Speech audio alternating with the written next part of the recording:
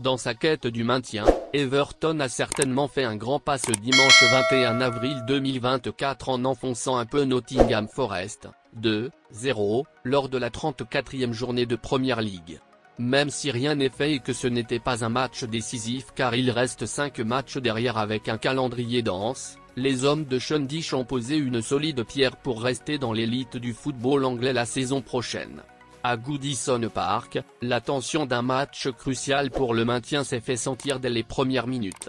Le round d'observation aura duré quasiment une demi-heure de jeu avant qu'Everton et Idrissa Gueye ne décident d'emballer cette rencontre.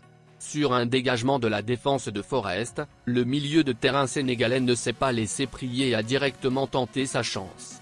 Il marque d'une frappe limpide à la 29e minute. Derrière, les Toffees ont souffert. Mais Goodison Park va chavirer à nouveau lorsque Dwight McNeil a battu la défense emmenée par Moussa Niakhaté pour doubler la mise, 2-0, à la 76e minute, marquant quasiment comme l'a fait Gana Gueye. La fin de la rencontre a été marquée par ce violent choc entre Gibbs White et Betou. Inquiétude pour l'attaquant portugais, Soné est remplacé. Mais Everton s'impose et prend 5 points d'avance sur le premier relégable, Luton. Forest est premier non relégable, avec un point d'avance sur la zone rouge.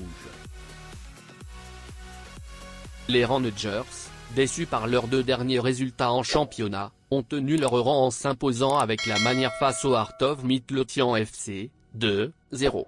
Les hommes de Philippe Clement ont été portés par un doublé de l'attaquant nigérian Cyriel Dessé, 5e, 78e minute.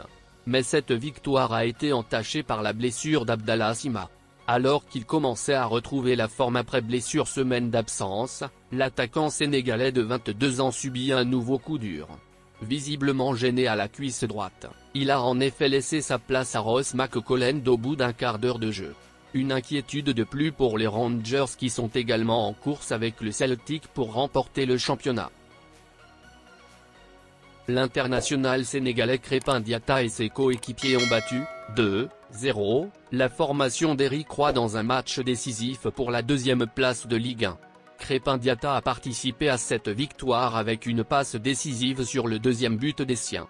En seconde période, alors que les Monégasques menaient 1-0, les protégés d'Adiuté n'ont pas perdu du temps pour inscrire le but du break, grâce à un joli but du japonais Takumi Minamino suite à une somptueuse passe décisive du Sénégalais Crépin Diatta, 2-0, à la 48e minute.